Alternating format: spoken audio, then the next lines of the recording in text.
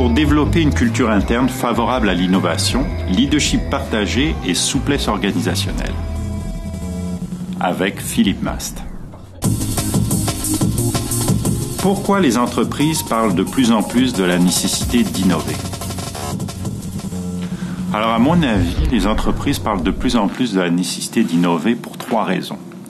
La première, c'est une raison historique. En fait, si on regarde l'histoire depuis l'Antiquité, les périodes où nous sommes les plus enrichis sont les périodes où nous avons le plus innové. À cela, 3 raisons. Première raison, c'est que généralement, on retrouvait des leaders flamboyants. On avait une réelle volonté de changer. Et puis, à travers la population, à travers, disons, les penseurs, il y avait vraiment un esprit critique et d'autocritique. Et la quintessence de ça, ça a été la Renaissance. Donc, la Renaissance italienne est une période où on a énormément innové. Et comme par hasard, on s'est aussi beaucoup enrichi. Et ça a donné la création d'une nouvelle classe sociale, par exemple, les bourgeois marchands, et aussi la création de la première banque. Donc, première raison historique. Deuxième raison, je dirais, liée à la situation actuelle. On peut regarder aujourd'hui, on est dans une économie de choc, ce que j'appellerais une économie de crise permanente. On l'a vu encore récemment avec les cours à la bourse. Or, on s'aperçoit que dans ce type d'économie, les entreprises qui créent le plus de valeur et qui prennent le plus de parts de marché sont des entreprises qui innovent. Rappelez-vous, 2001, Apple lance le iPod, juste au moment de la crise de la bulle technologique. Et puis plus récemment, en 2008, Groupon a été lancé. À l'heure actuelle, les dernières évaluations évaluent la compagnie à 6 milliards de dollars. Il y aurait une offre informelle faite par Google pour racheter la compagnie pour 6 milliards de dollars. La troisième raison qui explique que l'on parle beaucoup d'innovation à l'heure actuelle, c'est tout ce qui est de la globalisation et de la délocalisation des emplois industriels. En effet, aujourd'hui, si les pays développés veulent rester compétitifs, ils doivent se réinventer régulièrement et notamment pour faire face à la compétition des pays émergents. Puis je dirais qu'à ce sens, le meilleur exemple qu'on ait, évidemment, ça reste encore les États-Unis. Encore en 2010, 60% des entreprises les plus innovantes au monde sont américaines. Et c'est une tendance qui dure maintenant depuis longtemps. Dans vos recherches, quel lien faites-vous entre l'innovation, la créativité et la culture d'entreprise? Alors, les recherches démontrent qu'il y a un lien très étroit entre les trois. La première chose, mais il faut d'abord commencer par les définir. La créativité, c'est quoi? C'est la génération d'idées nouvelles. L'innovation, c'est la capacité à sélectionner les meilleures idées et à les exécuter rapidement et de façon rentable. Puis la culture d'entreprise, on en parle plus souvent, mais c'est un petit peu une boîte noire, elle n'est pas toujours compréhensible, mais généralement on parle d'historique de l'entreprise, on parle de ses peurs organisationnelles, de ses mythes fondateurs.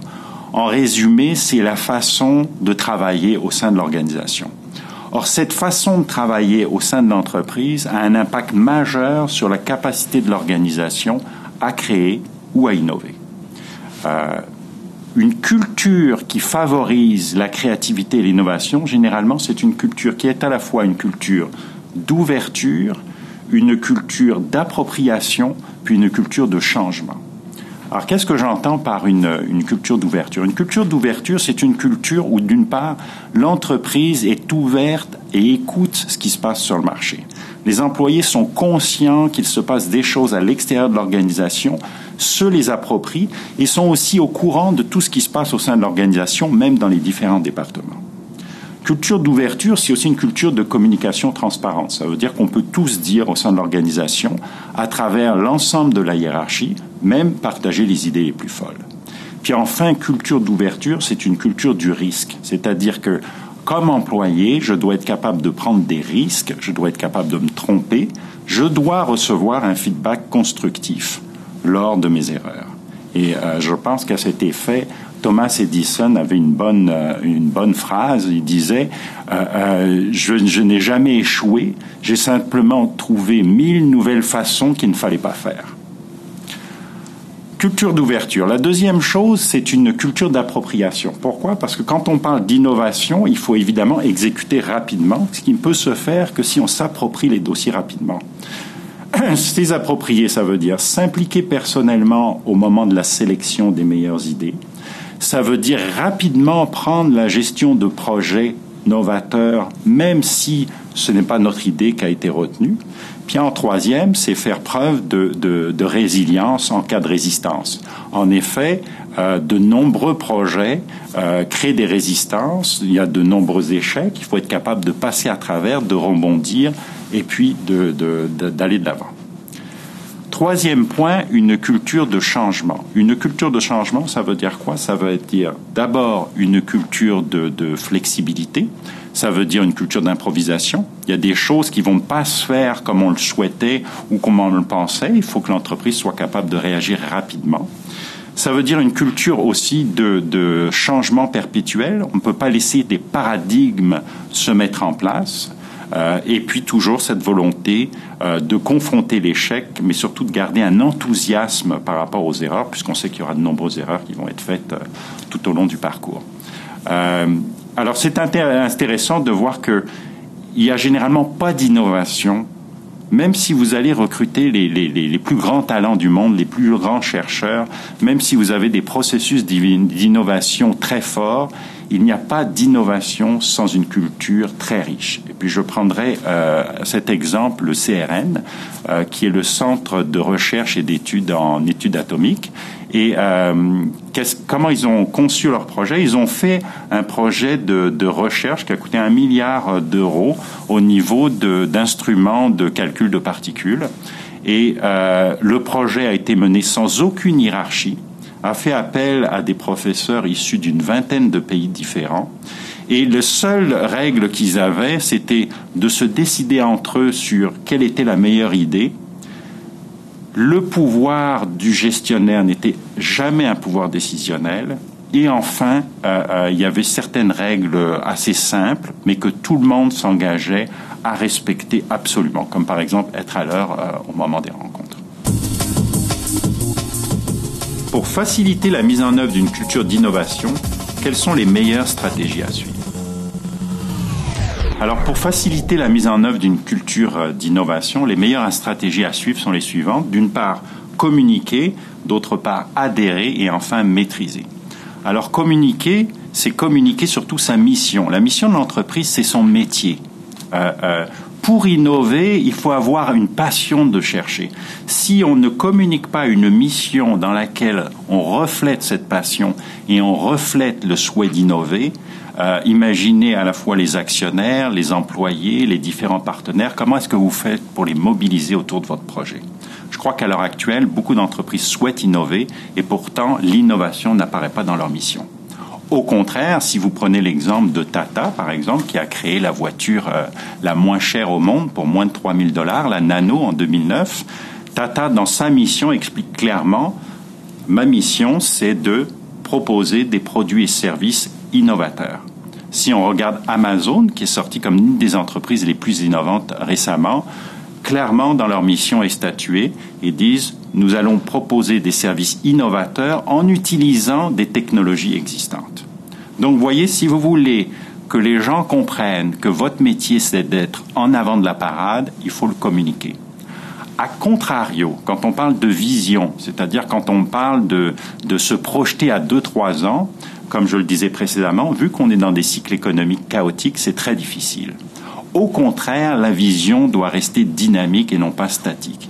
Et à ce moment-là, on va plus faire de la scénarisation stratégique, c'est-à-dire qu'on va être capable de se poser plusieurs questions. Le what if, qu'est-ce qui va arriver si jamais tel événement se produit, et être capable de régulièrement faire des recherches en interne et partager ce type d'informations avec l'ensemble de l'organisation. Donc, le premier point, communiquer clairement sa volonté d'innover. Le deuxième point, adhérer. Adhérer à des valeurs fortes, rassembleuses, utiles, que les gens vont partager et qui supportent l'innovation et la créativité. Évidemment, la première valeur, ça serait simplement de la statuer comme la créativité, c'est-à-dire c'est important chez nous de réfléchir et de penser à des idées nouvelles, mais on peut rajouter aussi l'ouverture à l'extérieur du monde. Très peu d'entreprises passent beaucoup de temps à rechercher qu'est-ce qui se fait à l'extérieur de l'organisation et à suivre des benchmarks. C'est une valeur très importante. La valeur de collaboration, on le sait, il n'y a pas de créativité sans échange, donc très forte collaboration. Évidemment, j'en ai parlé précédemment, une valeur comme le risque, la prise de risque, qui évidemment va avec des valeurs comme la confiance. On ne prend pas de risque si on n'a pas confiance de recevoir un feedback constructif et qu'on nous donne une chance de faire des erreurs. Et à ce sujet, je trouve très intéressant, par exemple, l'évolution de GE.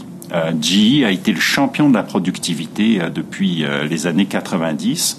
Or, aujourd'hui, depuis la crise de 2008, qu'ils ont eu du mal à traverser, ils se sont posés des questions sur leurs valeurs fondamentales. Et une des valeurs qui ressort comme la valeur numéro 1, l'imagination. Donc, vous voyez, si même GE se pose la question de l'imagination comme une valeur fondamentale, vous voyez que c'est essentiel pour créer une culture d'innovation. Le troisième point essentiel pour créer une culture d'innovation, c'est la maîtrise. Tout à l'heure, je parlais d'exécution. Il y a des processus, des cycles d'innovation à suivre qui vont de la sélection des meilleures idées, du développement de ces idées, de leur commercialisation et de l'évaluation. Il y a des façons de faire qui fonctionnent. Il faut mettre des KPIs, suivre la performance d'un certain nombre d'indicateurs pour être capable de lancer ces idées sur le marché le plus rapidement possible et évidemment avant la concurrence. À cet effet, par contre, c'est intéressant de noter, je dirais, la dualité entre de dire il faut être créatif et puis en même temps il faut avoir des processus d'affaires solides. Mais justement, l'innovation fonctionne dans cette ambiguïté. L'innovation, la créativité doit fonctionner dans une entreprise qui est à la fois une exécutrice parfaite et en même temps qui laisse la liberté aux gens de réfléchir et de penser. Quel rôle les ressources humaines doivent-elles jouer pour supporter une culture innovante? Alors, pour supporter une culture innovante, les ressources humaines doivent jouer un rôle stratégique, probablement, à mon avis, le plus stratégique qu'elles aient à jouer à date. D'abord, il faut un leader des ressources humaines créatif. Ça, c'est un point essentiel. Il faut qu'il comprenne très, très bien aussi le plan d'affaires et la stratégie de l'organisation. Mais au-delà de ça, sa contribution la plus forte va être d'une part de mettre ces fameuses valeurs au centre de l'organisation, c'est-à-dire notamment de les intégrer fortement dans le système de gestion de la performance. En effet, on ne peut plus accepter, dans ce type d'organisation qui souhaite innover, des égos trop forts ou des styles de gestion trop contrôlants qui vont brider la créativité. Le deuxième point qui me paraît essentiel, surtout d'actualité, c'est de créer des politiques de médias sociaux. Pourquoi? Parce que si on parle d'ouvrir les employés à ce qui se passe à l'extérieur du monde, aujourd'hui, le meilleur outil, ce sont les médias sociaux et Internet. Or, encore beaucoup d'entreprises ont des politiques restrictives. Ce qu'on sait aujourd'hui, c'est qu'il n'y a pas d'employé du savoir sans un accès libre à Internet. Et en même temps, même si ces employés utilisent cet accès pour faire des choses sur leur Facebook personnel et ainsi de suite, globalement, la plupart des employés qui ont accès à Internet sont plus productifs que le reste des employés. Donc, très important d'avoir une politique claire de médias sociaux. Troisième chose, c'est l'utilisation des plateformes de travail collaboratif. Qu'est-ce que c'est? C'est un peu les Facebook en interne qu'on utilise, qui nous permettent de connecter très rapidement avec l'ensemble des employés à travers le monde. Bouygues, une société de construction française, l'utilise, l'a mis en œuvre, d'autres entreprises le font. Ce qu'il faut comprendre, c'est que les entreprises se penchent de plus en plus sur les outils des médias sociaux et sur le monde virtuel pour mieux travailler. Deux exemples. Le premier exemple, IBM aujourd'hui utilise Second Life pour faire des réunions de travail. Donc, chacun a son avatar, se rencontre, se discute de projets à travers le monde. Et regardez aussi les initiatives de GE à nouveau. GE, sur Second Life, a créé des cafés où on peut discuter, rencontrer des candidats et fait son processus de recrutement, ou du moins une partie de son processus de recrutement à travers Second Life. Donc, le monde virtuel, il faut se l'approprier. La troisième chose, c'est tout simplement recruter des leaders créatifs. Ça paraît évident au premier abord, mais quand on regarde ce qui se passe souvent dans les organisations, on veut des leaders créatifs, le leader créatif arrive, puis ensuite on réalise que c'est l'empêcheur de tourner en rond, puis nous agace avec ses nouvelles idées, puis à un moment donné, il est tout seul dans la salle en train de boire son café dans un coin, puis on n'utilise plus son talent. Il y a un phénomène dans les cultures d'entreprise, c'est le rejet. Une culture d'entreprise peut rejeter un individu trop créatif, si la culture évidemment est plus traditionnelle, trop créatif ou trop novateur. Le 5e point qui me paraît le plus déterminant presque, en fait, c'est la rémunération. On parle d'innover, mais est-ce qu'on rémunère le talent créatif? Est-ce qu'on rémunère les individus qui ont apporté une contribution forte à l'innovation? Il y a 2 façons de le faire. Il y a une façon de le faire à travers la rémunération de la performance. C'est important dans ce cas-là de garder ça à des objectifs d'équipe. On ne peut pas avoir des objectifs d'innovation individuelle, forcément c'est des objectifs d'équipe. Mais on peut penser aussi à des solutions comme par exemple dans les outils de classification et d'évaluation des emplois, il devrait y avoir un des critères qui sert à faire refléter l'innovation. Et donc la hiérarchie des postes devrait être imprégnée ou influencée par ce critère d'évaluation.